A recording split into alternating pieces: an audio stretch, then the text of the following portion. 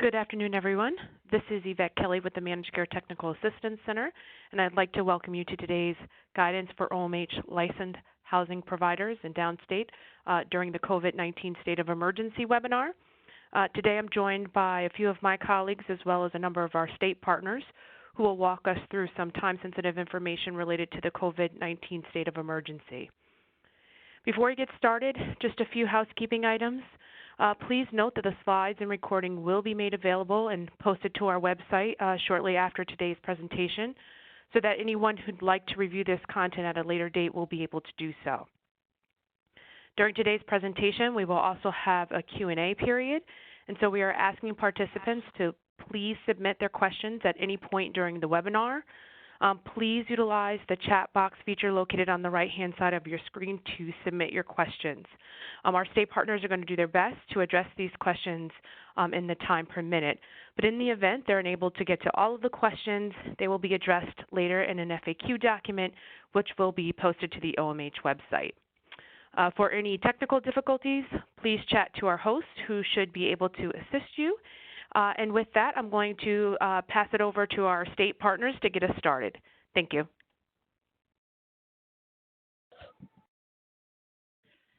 Hello, everybody, and welcome to the webinar. My name is Moira Tashjian, and I'm the Associate Commissioner for Adult Services here at the Office of Mental Health. First, I want to say thank you. Thank you for everything you're doing. Thank you for your time, the time you're spending with your staff, and the challenges that your staff and yourself are facing. We know that they are great, and we recognize that. We know that you're working 24/7 with high-needs individuals, people who are testing positive, with staffing shortages and shortages of equipment. We want to recognize that right up front, and again, thank you, but also tell you we are doing our best to try to address some of these needs, any of these needs that you have. We're trying to get you as much guidance out as possible, and we will continue to do that, as well as any kind of billing flexibility, funding, payments. We continue to work with you and through our partnership together. Again, thank you for your partnership. You may know that right now in New York City and I think in Long Island as well, we are working on step-down capacity to our state hospitals from Article 28 hospitals that need the room for med-surg. We're going to be working with those Article 28 hospitals to enhance the capacity in the community so that individuals in need can be served. I really want to start out with some positive news, however. I know we've all been waiting to hear about the executive order regarding fingerprinting and background checks. We did receive this morning notification that an executive order has been issued, and our counsel's office is currently working on guidance, which we hope to have out to everybody by the end of today. I also want to share with you that we have worked on putting together a needs assessment or a needs, a number, I will say, of masks that we have identified as being in need and sent a request out for a bundle to be ordered. We'll know more in the next couple of days, but we're trying to help you guys get the equipment that you need to do your job. Today we're going to talk about a number of areas. We're going to cover infectious control, operations during the emergency, staffing, client symptoms, maintaining the continuity of operations. We'll talk about program and state aid flexibility, and of course take questions and be able to provide answers best we can at the end. Today's panel will include Dr. Flavio Casoy. He is our medical director for OMH's special projects. Donna Bradbury, who's our Associate Commissioner for the Division of Integrated Community Services for Children and Families, and Brett Hebner, our Director of Housing. Again, I can't say thank you enough, and we will move forward to Dr. Casoy. I'm sorry. We'll move forward first to Donna Bradbury for Children's Services. Thanks, Moira. Hi, everybody. This is Donna Bradbury, and I want to echo Moira's expression of thanks and deep gratitude to all of you, and in particular to the children's providers. Thank you for caring for the most vulnerable children and families in the state. And thank you for being with us on this WebEx. I want to just briefly say that all of the guidance provided during this WebEx is applicable to all children's residential and site-based programs. There will be some additional OMH guidance regarding infection control specific to site-based children's mental health programs coming out hopefully in the coming days. But in the meantime, I want you to know that the OMH guidance that's already been issued for infection control is applicable to crisis residents, community residents, and residential treatment facilities. We do also recognize, of course, the many unique challenges that children's programs face. I want to mention a couple in particular that we're focused on at the moment. We do realize that discharges from OMH residential programs are dependent upon school placement, and we are working currently with state education to generate solutions to the current problem that's before us because of school districts being closed and committees on special education not meeting. And so more to come on that. We also want to speak for a moment specifically to programs that provide both OCFS foster care, residential foster care on campus together with OMH residential programming. And we've received some questions about the capacity to commingle populations and staff if the need arises. And so we're working together with licensing and counsel to understand the degree to which we might offer some flexibility there. So again, stay tuned and look for future guidance on that topic. So with that, I will hand it over to Dr. Kasoy. All right, thanks, Donna, and thanks, Moira, and thanks to the folks for McTac. And thank you to everyone for joining this webinar. You all really are at the really front lines of this and taking care of our patients, our clients, who are really the most vulnerable people in the state. And you all are true heroes because you're at the front lines. I mean, in my mind, you're no different from the folks who responded to the 9/11 attacks, or the folks who protect the civilians during war. This is an emergency and something very few of us have ever dealt with before. So I am deeply thankful for all that you do. I just want to touch on some of the biology here of this infection, of this disease, and try to give some help in making sure that you have all the information you need to take as best care of your staff and your clients as you can. So the goal here is not necessarily to stop the spread of this infection, because that's almost impossible. This is going to become like influenza or the common cold. The difference here is that this illness is causes a lot more people to go into the hospital, and it can lead to a lot more serious illness than the common cold. What we want to do is to slow the spread as much as possible, to give time to our medical hospitals to staff up, to gear up, to expand the capacity so they can take care of everyone. So the more that we can empty out the medical hospitals of folks who are in the psychiatric units or sort of non-urgent surgical units or whatever, the more capacity the hospitals will have to take care of people, as we get sick. And the idea is to try to give them as much time as possible. And as the governor said, we expect most New Yorkers to become infected.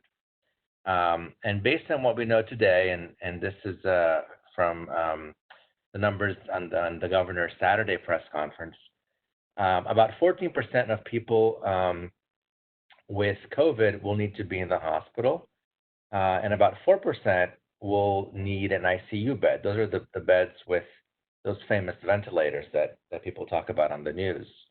The death rate is about 1% right now. Now, the true numbers are probably lower than these because we're not testing the general population. We've been testing people mostly who are sick. So there's a lot of people who never get symptoms or get very mild symptoms and don't actually ever are aware that they have COVID. So probably most people, so probably these numbers are lower than what's here on your screen. Most people recover. The vast majority of people recover. And for those who do go into the hospital, most get discharged from the hospital when they still have some symptoms, when they're healthy enough to be at home. So that's something that we should all expect. People will not be discharged from the hospital only when they're totally symptom-free. They'll be discharged as soon as possible to make room for other folks. And as Moira said, there is this national shortage of medical supplies and personal protective equipment, which is a real tragedy. And we at OMH, the state, is doing everything we possibly can to make sure that the hospitals, the residential providers, the clinics, the nursing homes, and everyone have the supplies they need. But it is, as the governor has said, a real challenge. We can go to the next slide. So just to go to the basics, what is COVID-19 illness? For the most part, people are having respiratory symptoms and fever as their initial symptoms. So a fever is 100.4 degrees Fahrenheit or 38 degrees centigrade. This fluctuates. So sometimes people, the temperature goes down, sometimes the temperature goes up. It's not kind of a steady fever. It sort of comes and goes. And that's kind of what we've been seeing, and that's normal for this illness. New cough, new sore throat, new difficulty breathing. This is all something that is suspicious for COVID-19 illness. It also can be accompanied by deep fatigue, malaise, or sort of bowel problems like diarrhea. So how does this spread? We talk about droplet precautions. Mostly, this illness spreads when someone sneezes or someone coughs, and those little drops of sputum sort of land on other people's noses, faces, mouths, and then the virus can get into those new people and infect those new people. So this is why we say it's really important to keep at least 6 feet distance from everyone else. This helps prevent spread through these droplets. Another way that this illness spreads is if someone touches a kind of contaminated surface where there might be droplets, like a doorknob or a table or something. And then with that contaminated hand touches their face, and then the virus can get into the nose or the mouth, and the person gets sick that way. Mostly it's through droplets in the air when someone sneezes and someone coughs, and it can also be when you touch your face. So keeping 6 feet distance and washing your hands before you touch your face is really important. We can go to the next slide. So just talking about some basic infection control guidelines. On the OMH guidance page, we have a very comprehensive guide to infection control in residential programs. We would like to update it as needed. Sometimes the information moves faster than we can update the guides, but keep your eye on that website to be able to get the latest information, that's coming out from OMH. Really important to educate your staff and your clients about the 6 feet physical distancing, about washing your hands, 20 seconds, soap and water. Make sure you get the back of the hands in between the fingers, the fingertips, the wrists. Get your whole hand. Anything that can touch your face, just make sure you wash. And tell people avoid touching their face. I touch my face all the time. It's hard not to, and it's something that will become part of our culture from now on. The Department of Health has some great posters that you can post around your programs. There's a link to it from the infection control guidance that I've mentioned before. There's translations to various languages. So if you have folks who speak language, other languages, that's available there too.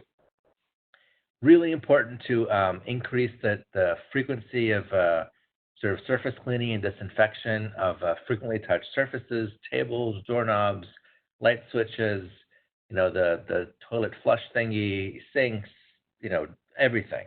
Everything that comes into a lot of hand contact, that's important to be cleaning. You don't have to use any different products than what you're using now. Just keep using, the same process, just do it more frequently. In terms of connecting your clients to their outpatient providers, the outpatient system is rapidly transitioning to become telemedicine, telemental health experts.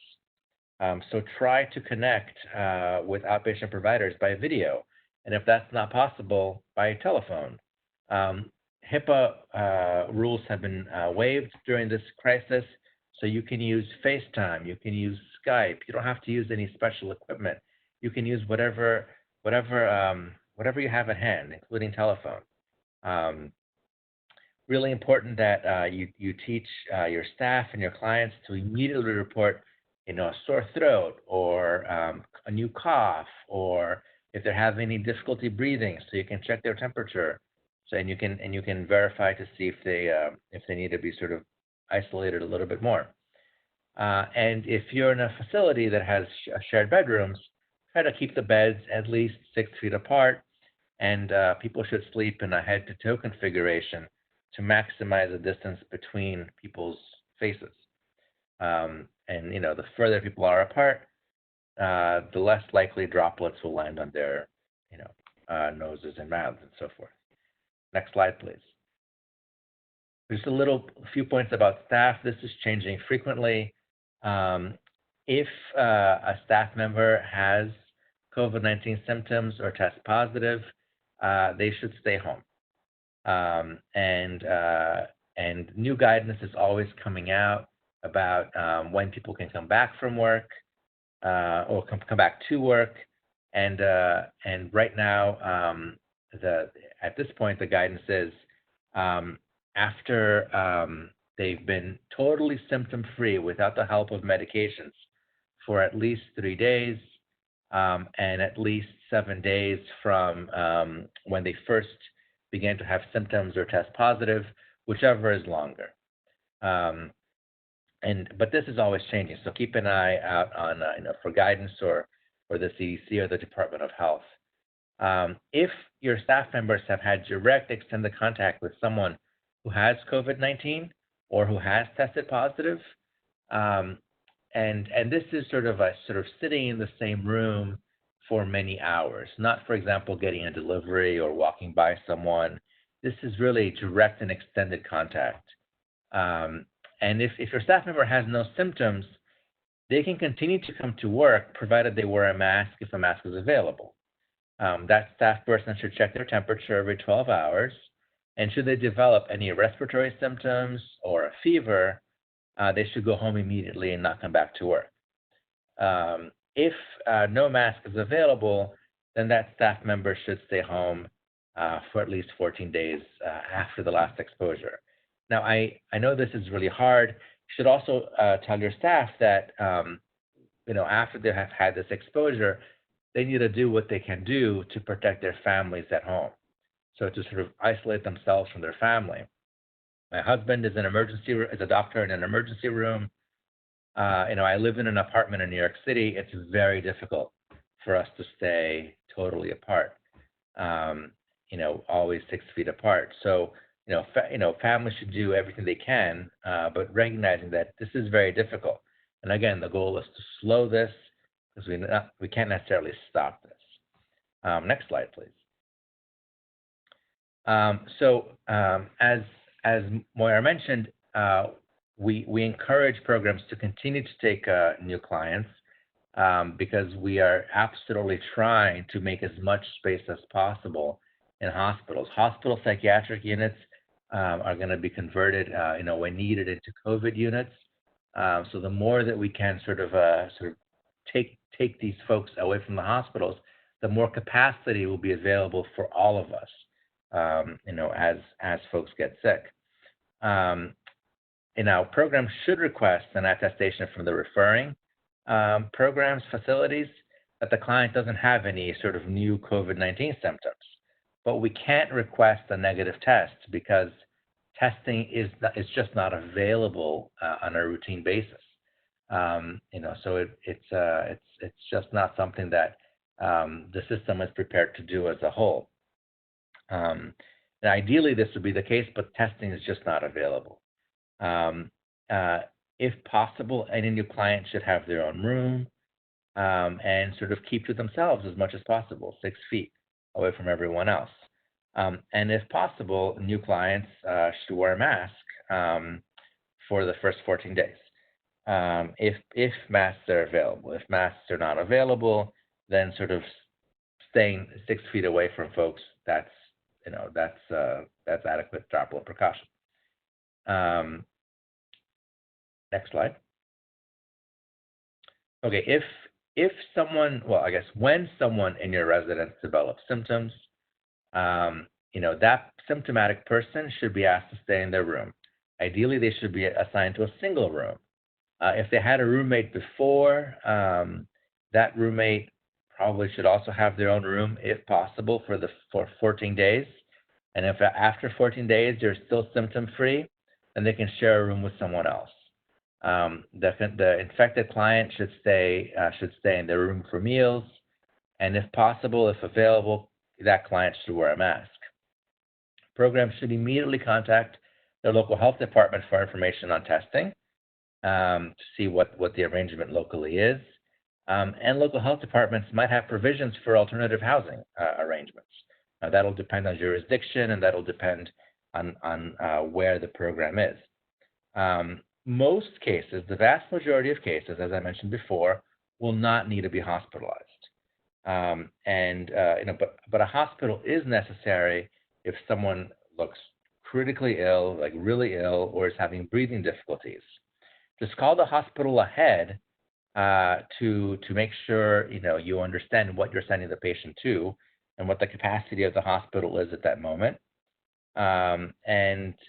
If you don't know whether or not to send someone to the hospital, then it's probably a good idea, to call the hospital and get a sense.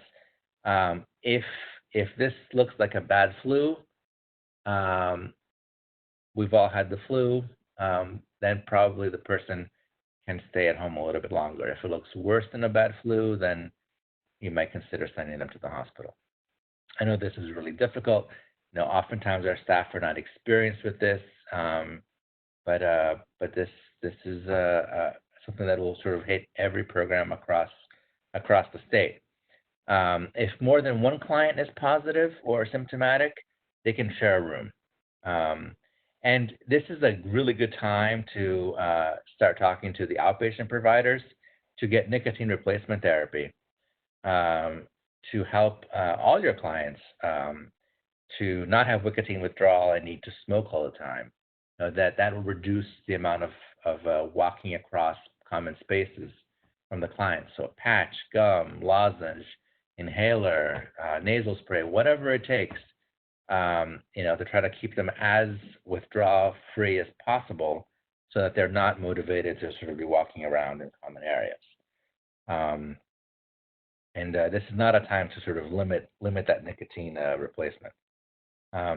Next slide. When a client develops symptoms in a program, other clients who are 50 or older, have medical problems, or who smoke should wear masks if available.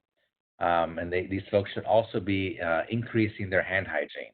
If no masks are available, it really should be emphasized that they should really stay away from folks who are positive or symptomatic. Staff, if possible, should be wearing masks and increasing their hand hygiene. If no masks are available, try to stick those 6 feet away from these symptomatic individuals. Increase the frequency of cleaning the surfaces. There's really no too much.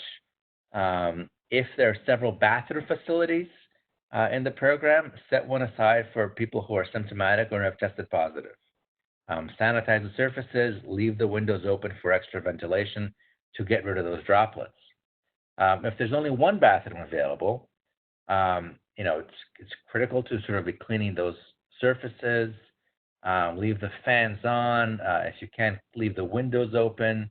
After the individual who's symptomatic showers, wait until there's no steam in the bathroom anymore before the next resident showers. If available and when not showering, use masks in the bathroom. And between the individuals who are not sick, try to stagger shower times. Leave the fans running, leave the windows open, try to minimize time people spend in closed spaces.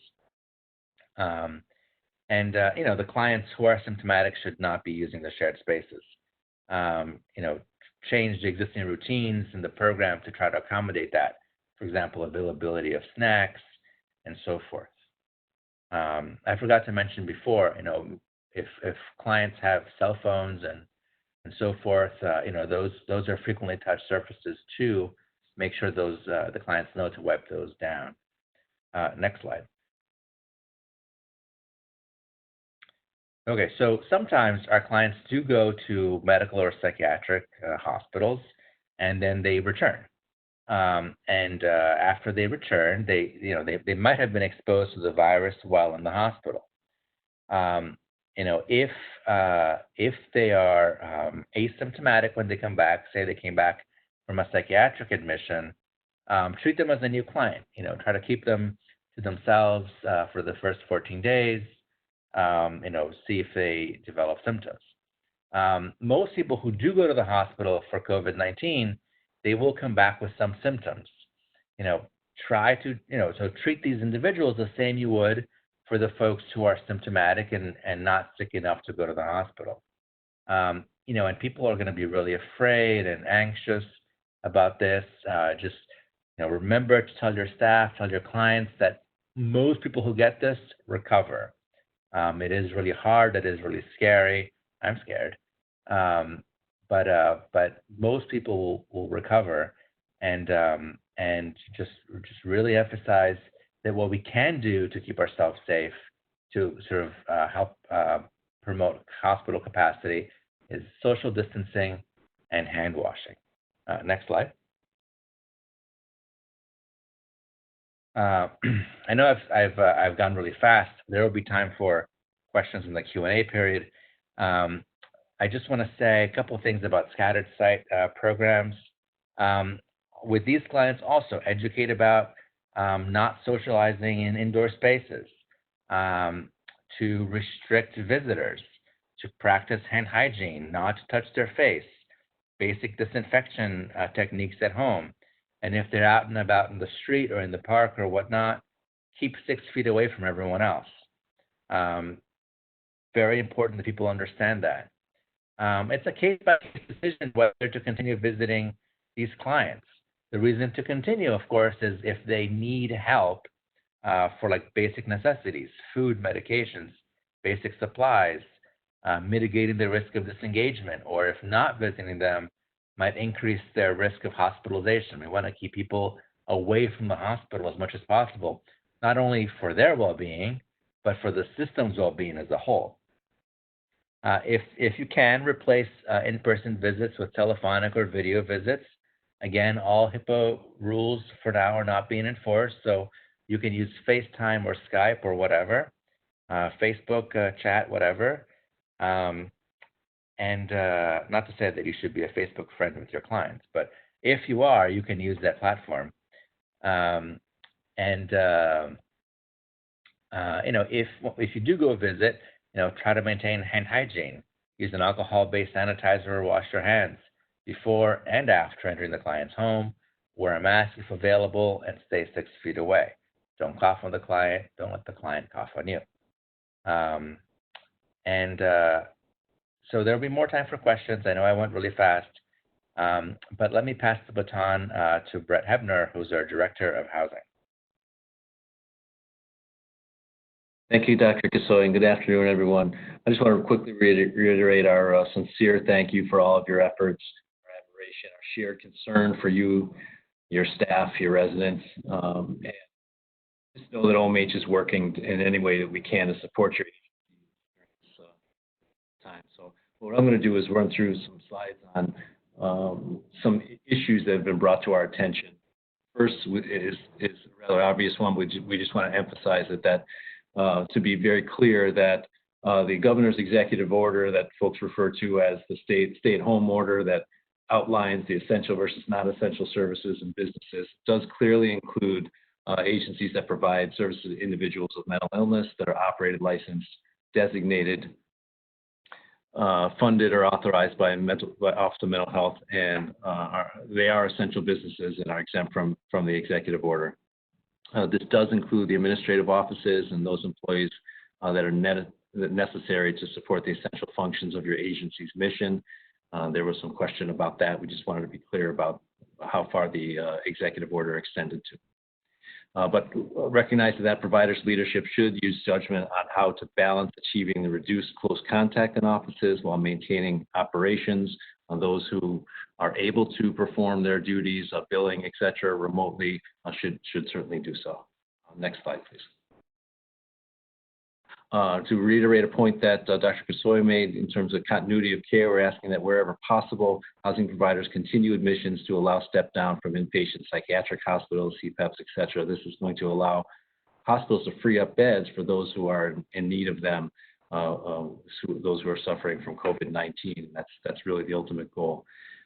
We recognize, however, that that may not always be possible. We understand the challenges that you're facing, and so providers that anticipate or experience any interruption of program operations or proposing to modify their program operations in order to ensure continuity of care should notify their OMH field office and a local government unit. Next, please. So as Moira indicated in the beginning of the presentation, this slide is a little out of date in that we just got word and the executive order again was amended this morning to cover this issue of fingerprinting, and so we're working to get guidance out on that. Hopefully that'll be released today. But the executive order, I believe it's 20213, has been released as of today to provide this relief around hiring folks that have been screened previously or new folks that we would use the staff exclusion list. But again, more detailed guidance to come. Next, please. Thank you. OMH also realizes that you're facing extraordinary staffing challenges, as mentioned, and we would consider proposals for modification to staffing patterns to ensure that basic needs of service recipients are met. And so providers that are looking to make such a proposal should that they deem necessary to maintain the services, health and safety during this crisis should submit a brief description to the appropriate field office. And the field office and our central office we're going to do our best to review and respond with either approval or request for more information on an expedited basis, hopefully within one business day. The understanding is that providers still must make every effort to ensure resident health and safety, the provision of basic necessities, food, medication, et cetera. Next, please. For those of who may not have been aware or been able to watch Amos Slay and our CFO's presentation from Thursday on state aid flexibility, we just want to reiterate that similar to our the program flexibility that we're trying to offer, we're also trying to offer state aid flexibility in regard to occupancy standards or budget categories, interchange between flexibility within budget categories, I should say. And so similar to the approach that I just mentioned, please or submit such requests to your field office and the LGU. Indicate the purpose, the type of flexibility needed, the specifics of state aid funding reallocation, and how it relates to the COVID-19 response. And again, the field office and central office will review and respond with approval, request for more information on an expedited manner, hopefully the next business day. Next, please. Last one of the questions that we received was around the use of available space, and so we would encourage folks to you know your programs best, and if you do have vacancies and would like to use them to help folks isolate, we would certainly accept that. And then a related question around temporary arrangements. in areas that may have not had housing before. That may be possible and may be acceptable, provided that any new sleeping area is finished and has emergency egress, light and heat, ventilation, smoke detection, et cetera. What we don't want to do is substitute one aspect of safety and sacrifice another. So that's our concern with that request. So I'd like to turn it back over to Moira and the folks guiding the question and the answer. I just want to point out that we've issued a number of guidance documents. Many have been revised, and so I'd advise you to keep checking back to our website there to keep posted on guidance and updates. Thank you, Brett and Dr. Kasoy and Donna for sharing those slides with us. We'd like to take some questions. We will do our best to answer them. If we cannot answer them, we will let you know that we will be getting back to you. The questions that will not be presented today, if we can't get through all of them, will be answered through our FAQs. And again, thank you for being here on the webinar with us. Excellent, and thank you. Yep. Thank you, everybody, to all of our presenters and everybody for joining today's webinar. And again, just a reminder, please chat your questions in as we're monitoring the chat box, and we'll try to get to as many of the questions as possible. So jumping right in, first question we got was, who should we email contact with our urgent needs for masks and other PPEs? I would say two things. One, you should be in constant communication with your field office around what your needs are. And I say needs greater than just your PPE. If you need flexibility within your program, if you have an idea or a concept that you want to put into place to manage your situation with your staffing or with the consumers who live there, please stay in touch with your field office and present that plan. What we have done for the PPE bulk ordering is we have looked at the whole provider portfolio throughout the entire state and worked with Dr. Silverman in putting some numbers together to ask for as much as we can. When we find out how much equipment we're going to be able to receive, then we'll be in touch with your field offices and your agencies. Excellent, thank you. Next question. What if there isn't a room for the person to have their own room? So I guess it's in regards to trying to put individuals in a single room. Dr. Kasoy? Sure. I mean, if that's not possible, that's not possible. You know, try to keep the beds as far apart as possible. You know, have the head-to-toe configuration.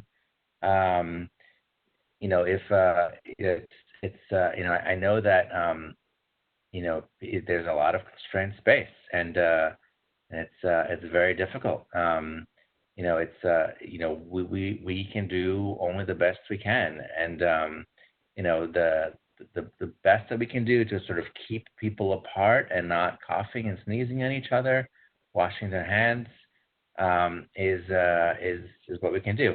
If you do have masks available to you, then you can encourage the person who is symptomatic to wear a mask, and that, you know, that will catch those little droplets on the mask and not let it go onto other people. But that's it's a real challenge. I know we're all cramped for space. You know, I you know, even in my own house with my husband, who's definitely exposed and you know, might be a asymptomatic carrier. It's hard to sort of, you know, our little apartment, sort of keep our distance. I get it. It's really difficult. Yeah, understood. Thank you for that. I get the next question. Actually, in regards to the mask, there's a question about when there is a reference to wearing masks. Are you specifically referring to the N95 or surgical, or just any mask, I guess? I'm really glad that you asked that question. I'm talking about kind of like the regular paper surgical masks, and not the N95 respirators. The N95 respirators are really for when a procedure is being done that causes the droplets to like spread out in the air, like if you're intubating someone or swabbing someone to do the test, that forces people to sort of cough or sneeze because of the test. And the N95 has to be fit to your face. You know, it's not one size fits all. So you know, they really are needed and appropriate for folks who are like getting very close to individuals' mouths and noses for medical procedures.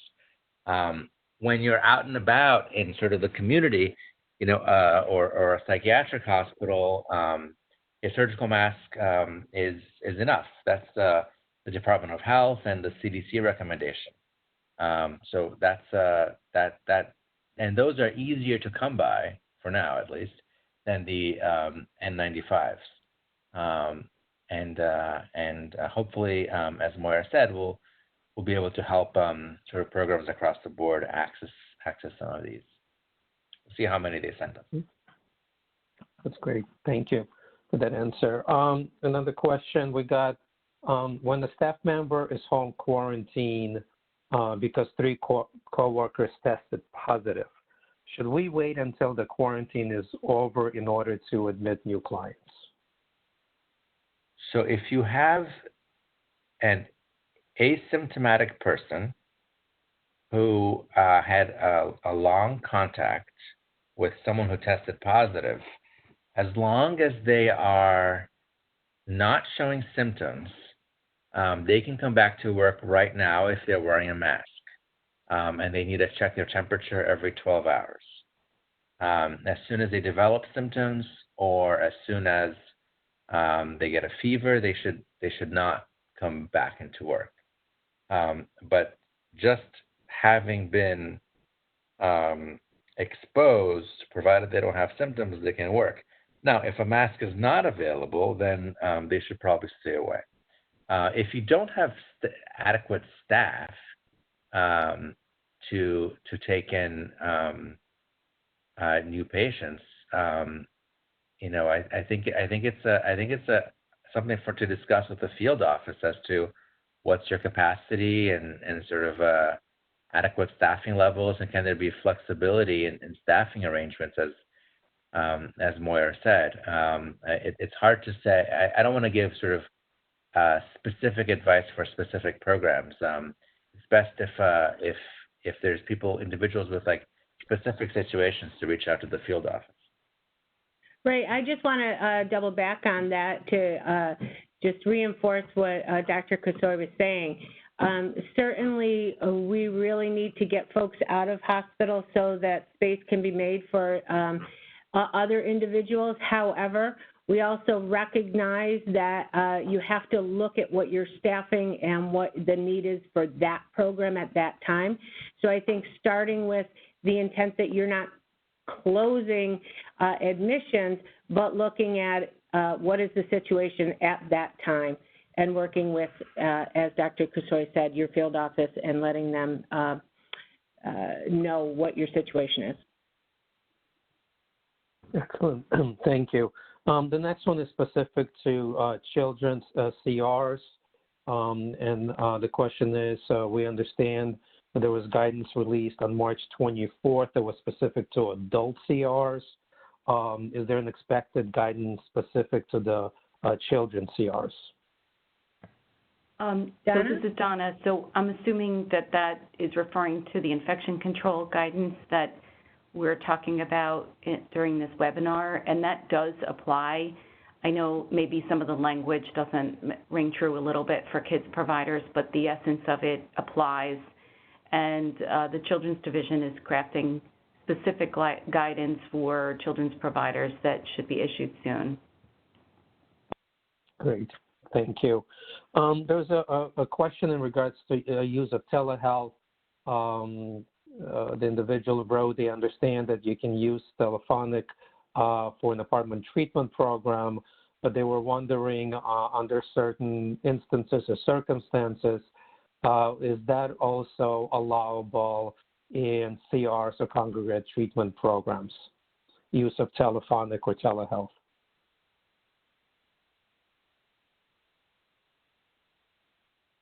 Was that specific to children's programs?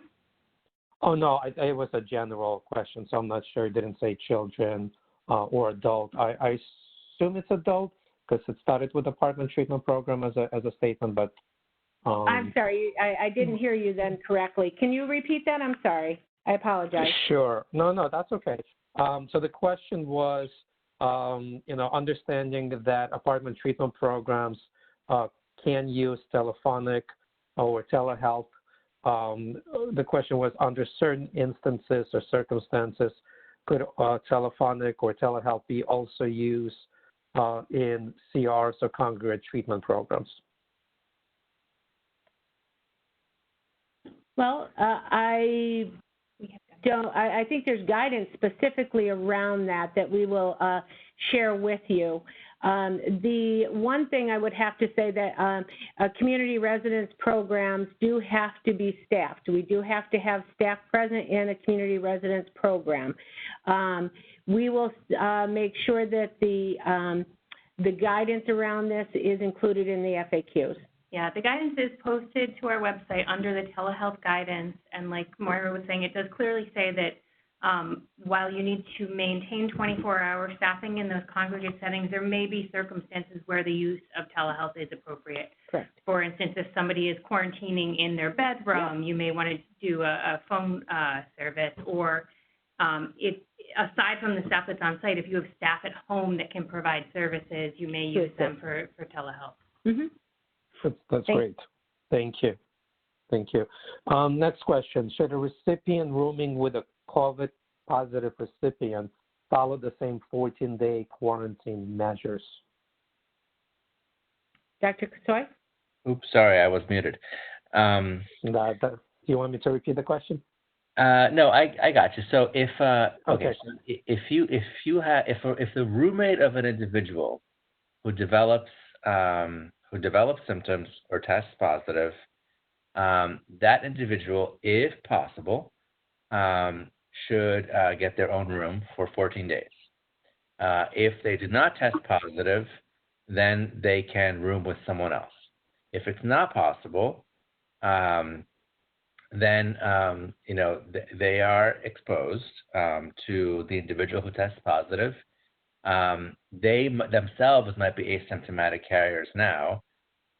So keep, if there's no way for these two people to have their own room, keep them rooming with the individual who's symptomatic and tested positive. Ideally, each of these have their own room, but if that's not possible, keep them together. Try to keep that virus just in that one room, as opposed to sort of moving that person to a different person's room and then potentially having it spread to other people. And at that point, I'd recommend, if masks are available, have them both wear masks. Really promote social distancing, physical distancing, hand washing, and all that. Ideally, they both keep separate rooms, and then after 14 days in the separate room, the exposed individual can go room with someone else if they don't develop symptoms. But if separate rooms are not available, then keep them together.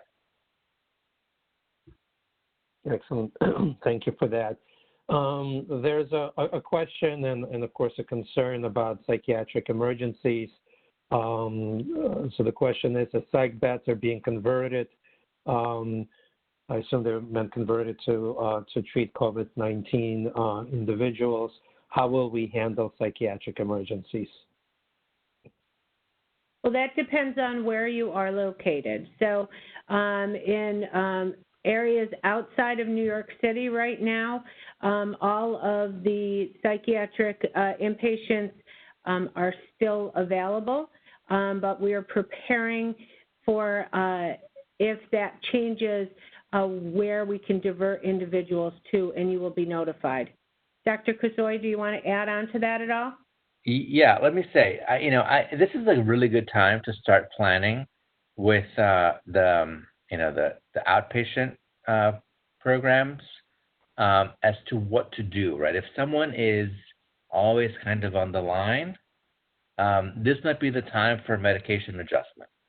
So that maybe they're a little bit sleepier, a little bit more calmer, even if it means that they'd be less participating in other things. So the risk benefit of different medications, changes during a statewide emergency. So if there's individuals that you're concerned about, or you're predicting there could be a problem, be proactive about it. Reach out to the outpatient provider.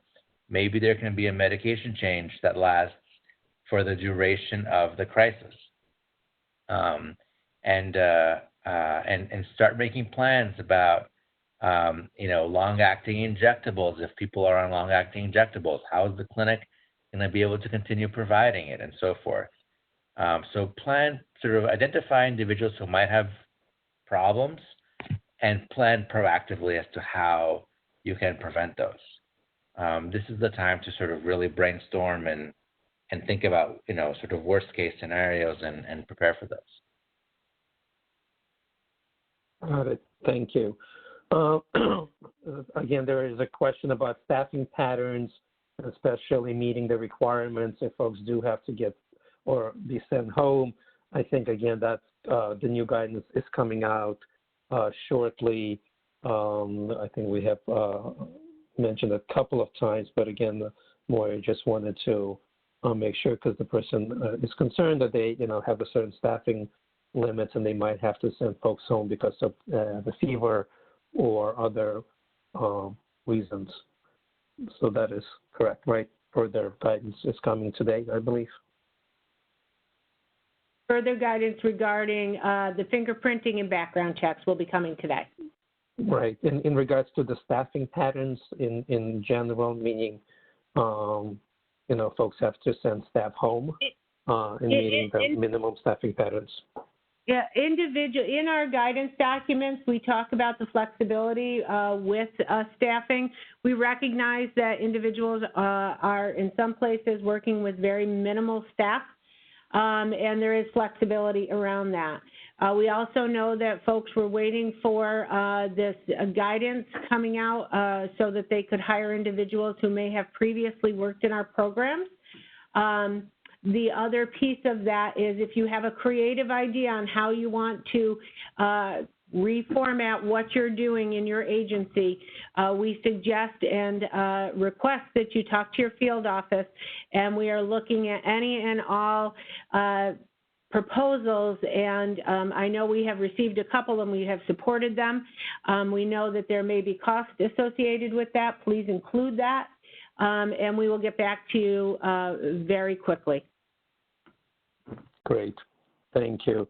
This is a question about for children and youth.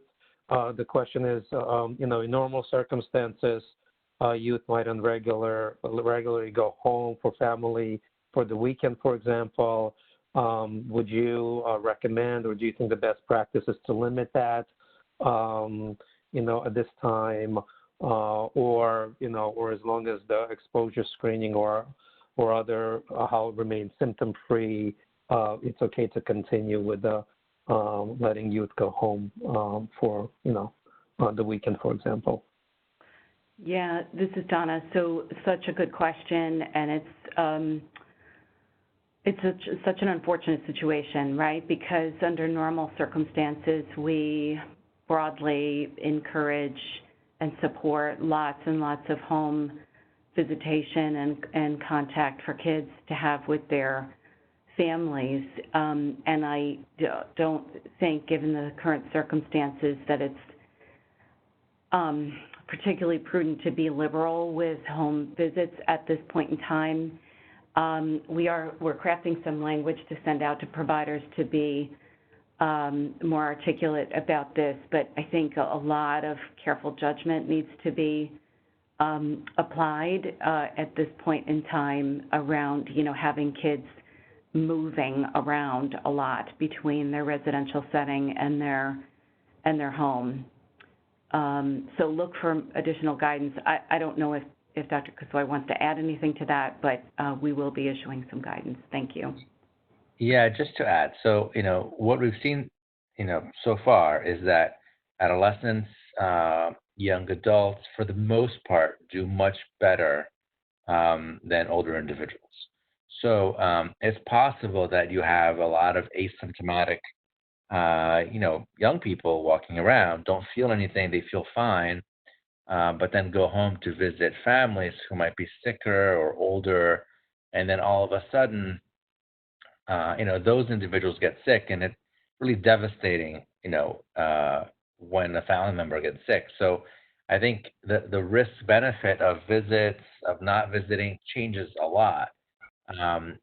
Because if you have multiple kids going on visits, coming back, going back out on visits, you really could promote a spread over a wider area, and that is, much more dangerous for the families than for the kids. So that's something to be really careful about. That's great. Thank you. So being mindful of time, there's one more question.